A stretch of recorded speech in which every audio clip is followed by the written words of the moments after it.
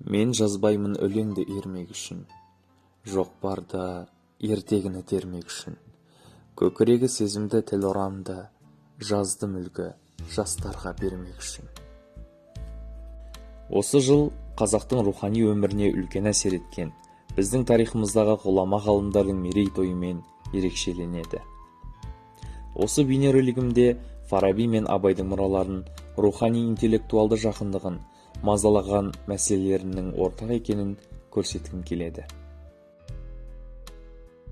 Адам жайлы.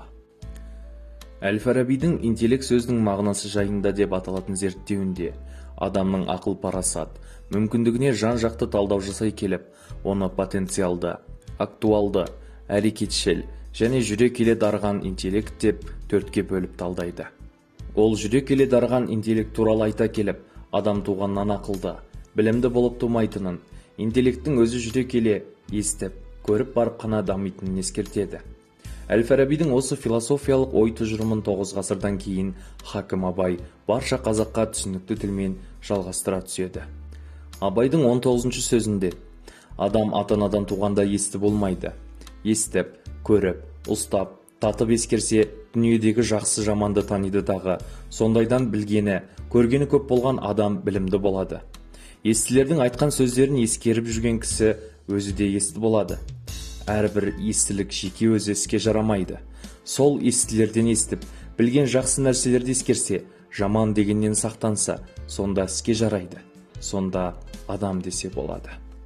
Әл-Фараби өзінің қайырымды қала тұрғындарының көзқарастары атты трактатында қайрат, ақыл және жүрек сияқты ұғымдарға түсінік беріп, жүрек басты мүше, мұны тәннің ешқандай басқа мүшесі билемейді. Бұдан кейін ми келеді. Бұл да басты мүше, бірақ мұның үстемдігі бірінші емес дейді. Осы тұжырымды 17 сөзінде: осы үшеуің басыңды қос, бәрінде жүрекке билет деп ұқтырып айтушының аты ғылым екен. Осы үшеуің бір кісіде менің айтқанымдай табылсаңдар, табанның топырағы көзге сүртерлік қасиетті адам сол. Үшеуің ала болсаң, мен жүректі таңдадым. Құдайшылық сонда, қалпыңды таза сақта. Құдай тағала қалпыңа қарайды деп кітаптың айтқаны осы депті деген қорытындыға келеді. Абай ақыл мен қайраттың иесі болған адамды жарты адам дейді. Ондай адам тек суық ақыл мен жүгенсіз қайраттың ғана өкілі. Ал осы екі қасиетпен қоса бойына әділет біткен адам ғана толық адам. Яғни ол енді нұрлы ақылдың өкілі деп танылады. Сөйтіп, Абайдың нұрлы ақыл, толық адам жайындағы тұжырымдарының қайнар бастаулары Әл-Фарабидің трактаттары мен әлеуметтік этикалық көзқарастарымен үндесіп, ұштасып жатқандығын аңғаруға болады. Ғылым. Әл-Фараби ғылымның көркі оның есін танудың жолы екендігін ескертсе, Абай жер жүзін безендірген тәңірім шебер деп ғалым есіне тәубе келтіреді. Немесе бабаның әр адамның ғаламда орны бар деген тұжырымын Абай сен де бір кірпіш дүниеге кетігін таптап бәр қалан деп нақтылай түседі.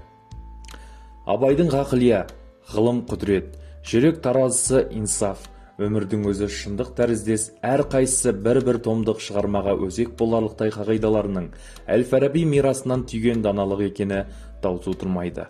Адамзат өз мекенінде жарастықпен тату тәтті, ынсаппен қанағатпен ғұмыр кешпесе, өз мекенін өз ойрандайды. Осыны көріп болжағандай Данабайдың, адаспайтын хакімдер болмаса, дүние ойран болар еді деген сәуегейлік сөзі 1000 жыл бұрын қайырымды қала адамдары кітабында баба айтқан оймен астасып жатуы кездейсоқтық болмаса керек. Музыка. Әл-Фараби бабамыздың музыка туралы үлкен кітабы және басқа музыка жөніндегі трактаттарын осы саланың мамандары болмаса кез келгеніміз түсіне алмаймыз. Осындайда ән өнер саласындағы данышпан Абай даналығы ойға оралады. Ол бақырғанның бәрі ән емес, өнерден мақұрым қалу сән емес, надандар жан емес, еңбексіз бос жүру жөн емес. Яғни ән өнер, бұл өнерден хабарсыз болу надандық, өнер жолында ізденбеу еңбексіздік, арамтамақтық. Абай әнді сүйген, ән туғаннан өлгенге дейінгі адамның өмір серігі, көңіл күйінің сәулесі, жақсы ән жан азығы деп білген. Құлақтан кіріп бойдалар, жақсы ән мен тәтті күй дейді ол. Абай ұлы композитор, Абай әндерін білмейтін, тыңдамаған адам бар мекен сірә. Әдебиет. Әбу-Насыр әл-Фараби өзінің бұл шығармаларында поэзияның бірқатар теориялық мәселелеріне, өлеңнің композициялық құрылысына, шумағына, өлшеміне, ұйқасына, тағы да басқа жырдың барлық компоненттері ақынның айтайын деп отырған ой жүйесіне лайық, орынды болу керек деген. Жақсы өлеңде қашанда басы артық, оғаш тұрған шумақ, тармақ болмайтынын, сонда ғана оқырманның ойынан шығатынын ескереді. Әл-Фараби сол кездегі грек поэзиясын трагедия, комедия, драма, эпос, диаграмма, сатира, поэма, риторика, космогония, акустика деп топқа бөліп, әрқайсысын бөліктеп сипаттайды. Абай поэзиясында өлең сөзге аса жоғары баға беріледі. Өзінің өлең сөздің патшасы, сөз сарасы. Біреудің кісі сөлсе қаралы ол.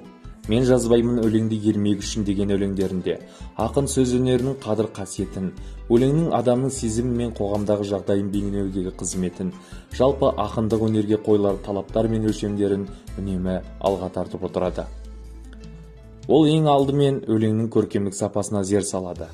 Поэзиялық туындының сыртқы пішініне, ішкі мазмұнның сай келуін, іші алтын сырты күміс болып, тілге жеңіл, жүрекке жылы тиюін қалайды. Өлеңге әркімнің ақ бар таласы дей тұра, сонда да солардың бар таңдамасы деп, шын талантты танып, қастерлей білу қажеттігін ескереді. Әл-Фараби мен Абайдың даналығын санамызға сіңіре отырып, өмірлік нұсқаулық ретінде пайдаланып, келер ұрпаққа насихаттау біздің міндетіміз.